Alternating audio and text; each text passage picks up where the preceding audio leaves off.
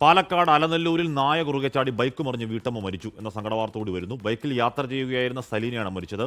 Bike ഓടിച്ച സലീനയുടെ മകൻ മുഹമ്മദ് ഷമ്മാസ് പരിക്കേൽക്കാതെ രക്ഷപ്പെട്ടു. പാലക്കാട് ശ്രീകുമാർ ചെയ്യുന്നു. ശ്രീത്ത്, ഇത് തെരുവുനായ ശല്യമുള്ള മേഖലയാണോ ചോദിക്കുന്നില്ല. കാര്യം തെരുവുനായ ശല്യം ഇല്ലാത്ത മേഖല എവിടെ എന്നെടുക്കുന്നതാകും എളുപ്പം. ശ്രീത്ത്, തീർച്ചയായും നായ്ക്കൾ പെറ്റുപെരുകിക്കൊണ്ടിരിക്കുകയാണ്. സ്വാഭാവികമായി ഈ അലനല്ലൂർ മേഖലയും ഇത്തരത്തിൽ തെരുനായ്ക്കളുടെ ശല്യമുള്ള ഒരു പ്രദേശം തന്നെയാണ്. ഈ മേഖലയിൽ നിന്നൊക്കെ ആളുകൾ സ്ഥിരമായി നായ്ക്കൾ ആക്രമിച്ച തരത്തിലുള്ള വാർത്തകൾ വരുന്നുണ്ട്. ഇത് കഴിഞ്ഞ ദിവസം ആണ് ഈ ഒരു സംഭവം നടക്കുന്നത്. സെലീനയും മകൻ മുഹമ്മദ് ഷമ്മാസും ബൈക്കിൽ യാത്ര ചെയ്യുകയായിരുന്നു. മലപ്പുറം മേലാറ്റൂർ കിഴക്കുംപുറം സ്വദേശിയാണ് സെലീന എന്നാണ് മനസ്സിലാക്കുന്നത്. 46 വയസ്സാണ് വീട്ടമ്മയ്ക്ക് ഉള്ളത്.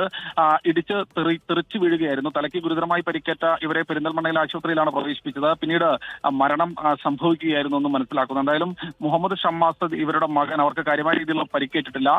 കയ്യിലും കാലിലും ചെറിയ പരിക്കുകൾ മാത്രമേ അയാൾക്ക് ഏറ്റിട്ടുള്ളൂ. എന്തായാലും ഈ മരണം ഒരു വളരെ ദുഃഖകരമായ കാര്യമാണ്. ആ മേഖലയിലുള്ള തെരുവുനായ ശല്യം പരിഹരിക്കാൻ തദ്ദേശ സ്വയംഭരണ സ്ഥാപനങ്ങൾ ഇടപെടണമെന്ന ആവശ്യമാണ് നാട്ടുകാർ ഉയർത്തുന്നത്.